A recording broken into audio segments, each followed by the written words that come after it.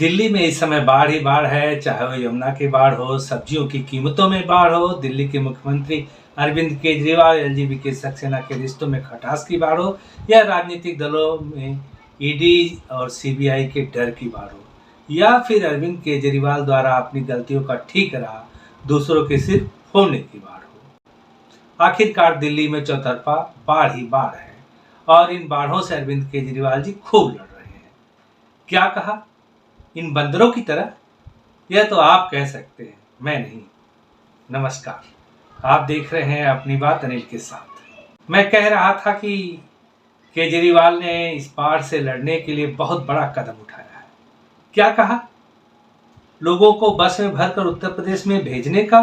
जी नहीं, उन्होंने बहुत बड़ा कदम उठाया और पढ़े लिखे होने के कारण इस बाढ़ को रोकने के लिए केंद्रीय गृह मंत्री अमित शाह को एक चिट्ठी लिख दी है।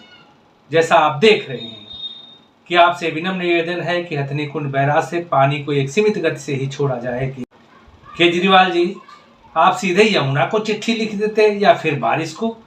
और गृह मंत्री तो केवल पुलिस, ईडी और सीबीआई की ही मदद दे सकते हैं आपको, और दे भी रहे हैं।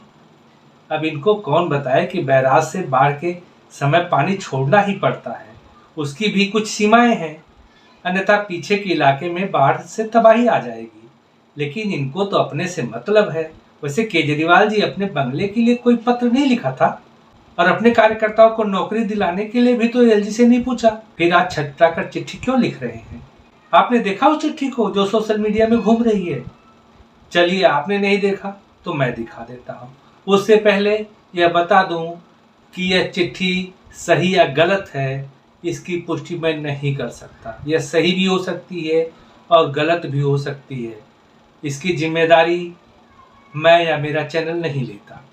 यह चिट्ठी केवल सोशल मीडिया में घूम रही है, जो तमाम लोग आपस में शेयर कर रहे हैं, रीट्वीट कर रहे हैं। जो चिट्ठी सोशल मीडिया में घूम रही है कि आपने अपने कार्यकर्ताओं, इनके सगे संबंधियों को सारे नियमों को ताक पर रखकर नौकरी दी थी, और इस चिट्ठी का अभी तक किसी ने खंडन नहीं किया सिवाय दुर्गेश पाठक के। क्या आप दुर्गेश पाठक को नहीं जानते? तो देख लीजिए बाढ़ में लोगों की सहायता में कितने जोर शोर से लगे हुए हैं। अब इनको देख करके लग रहा है जैसे इन्हें किसी ने जबरदस्ती भेजा हुआ है और शाम तक अपना टीए बनाकर चलता बनेंगे। और ध्यान से देखिए इन जनाब को भी, कहीं से भी ये लोगों की सहायता करते नजर आ रहे हैं। और इनके साथ जो लोग नजर आ रहे हैं, इनके सेहत से तो यही लगता है कि फिलहाल इनको खुद सहायता की जरूरत है।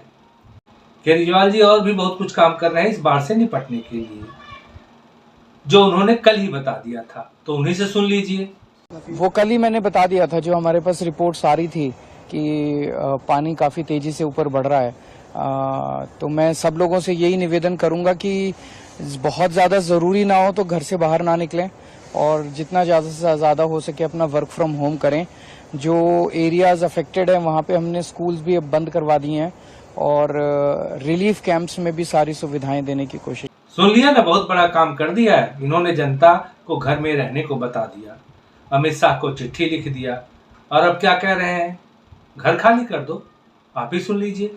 के सबसे अपील करना चाहता हूं, मैं समझता हूं कि कोई अपना घर नहीं छोड़ना चाहता, मैं समझता हूं, लेकिन जान सबसे ज्यादा जरूरी है। और पहले भी जब यमुना का स्तर बढ़ता था तो लो लाइंग एरियाज में इवैक्यूएशन तो लगभग हर साल होता है, कभी कम होता है, कभी ज्यादा होता है। लोग अपना घर छोड़ के जाना ही नहीं चाहते।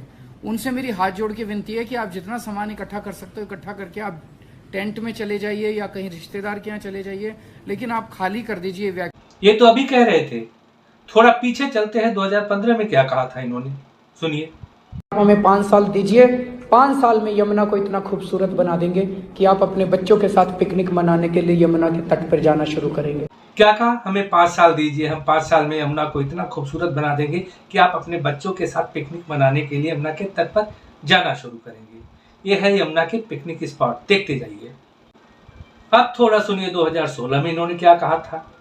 5 साल के अंदर अपने को ऐसे करना है कि दिल्ली के एक एक व्यक्ति को यमुना के तट के ऊपर लाना है और एक एक व्यक्ति को यमुना के लिए गौरवान्वित महसूस करवाना है कि हाँ, दिल्ली में जो यमुना बह रही है वो हमारी अपनी यमुना है और ये दिल्ली की लाइफलाइन है।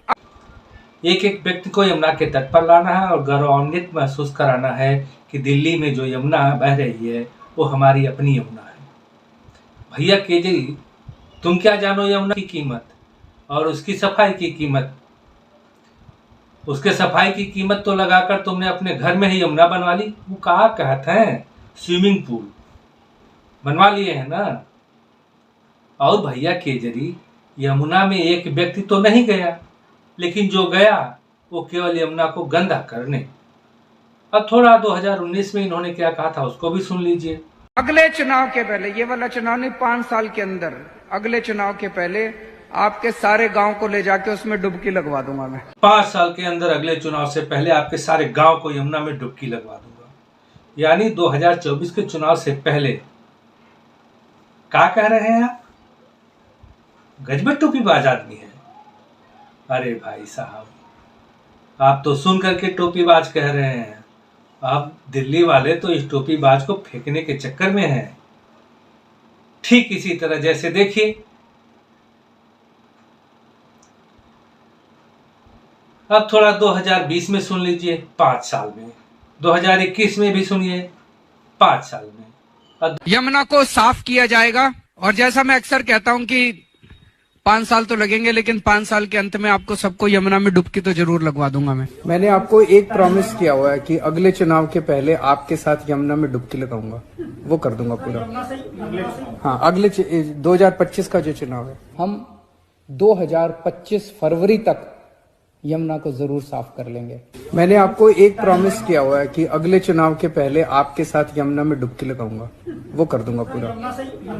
हाँ, अगले 2025 का जो चुनाव 5 साल यानी 2025 तक ये फ्री बिजली पानी की टोपी पहनाते गए और जनता भी लगे रहो केजरीवाल, करते रहो रोज एक बवाल, लगे रहो केजरीवाल।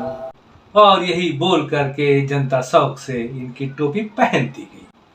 नदियों के किनारे बसे शहर नदियों की पहचान बन जाते हैं, जैसे गंगा के किनारे बसा बनारस, प्रयागराज और हरिद्वार। लेकिन यमुना अभी तक दिल्ली की पहचान नहीं बन सकी। केजरीवाल ने बहुत भाषण दिए, घड़ियाली आंसू बहाए, लेकिन काम 0 सन्नाटा। केजरीवाल जी, थोड़ा सा कुछ तस्वीरें दिखाएं आपको। तो देखिए, आप ही नहा रहे हैं ना, तो क्या आपकी यमुना नहीं है? नहीं भाई साहब, ये बनारस की गंगा जी हैं और ये पूजा भी आप ही कर रहे हैं। यानी आप बनारस गए थे, लेकिन आप तो केवल मतलब से संबंध रखते हो। अब थोड़ा इसको देखिए, याद आया कुछ? जी हाँ, आप बिल्कुल सही पकड़े हैं। ये आपका 2014 का बनारस की रैली वाला फोटो है। वहां की जनता बाबा विश्वनाथ की कृपा से आपके अंदर के शैतान को पहचान गए थे कि एक काम निकालेगा और फिर नींबू की तरह निचोड़ करके फेंक देगा। आपने केजरीवाल की बातों को सुना था। वो पिछले 8 सालों से यमुना को स्वच्छ बना रहे थे और जनता को मूर्ख। लेकिन अब यमुना जी क्रुद्ध हो गई कि ये आदमी लोगों से वादा किया था कि उनको यमुना में नहलाएगा, यमुना में पिकनिक कराएगा। तो अब खुद यमुना जी लोगों के द्वार आ गई और उन्होंने केजरीवाल का वादा पूरा कर दिया। लेकिन यमुना का यह एक्शन केजरीवाल जी को बहुत भारी पड़ने वाला है। तो थोड़ा एक्शन आप भी कीजिए। जी हाँ, उंगली को लाइक के बटन पर दबाइए और वीडियो को शेयर कीजिए और चैनल को सब्सक्राइब कीजिए अगर अभी तक नहीं किया है तो। केजरीवाल के प्रवक्ता भी कह रहे हैं कि इसमें किसी का कसूर नहीं है, इसमें तो केवल बारिश का कसूर है। तो शायद अब अमित शाह को चिट्ठी लिखेंगे कि आप मेरी रिक्वेस्ट बारिश को फॉरवर्ड कर दीजिए। अब मैं थोड़ा फॉरवर्ड होता हूँ, चलता हूँ, विदा लेता हूँ। मिलेंगे अगली वीडियो में, तब तक के लिए नमस्कार, जय हिंद।